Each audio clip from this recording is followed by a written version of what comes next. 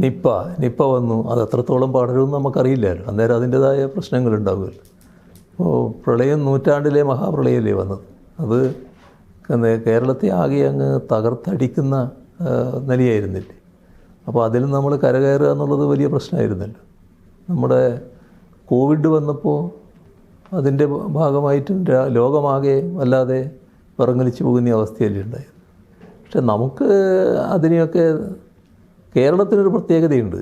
ആ പ്രത്യേകത നാടിൻ്റെ ഐക്യവും ജനങ്ങളുടെ ഒരുമയും ഒക്കെയാണ്. അതിനെ ഒന്നിച്ച് നിർത്തണമെന്ന് മാത്രമേ ഉള്ളൂ. അത് എനിക്ക് തോന്നുന്നത് അതിന് ഞങ്ങൾക്ക് സാധിച്ചു എന്നുള്ളതാണ്. ജനങ്ങളും നാടും ഒരേ മനസ്സോടെ അണിനിരന്നിട്ടുണ്ട്. അതുകൊണ്ടാണ് നമുക്കതിനെ അതിജീവിക്കാൻ കഴിഞ്ഞത്. ആര് സഹായിച്ചില്ല എന്നുള്ളതൊന്നും നമ്മുടെ മുമ്പിൽ ഒരു പ്രശ്നമായിട്ടേ വന്നിട്ടില്ല.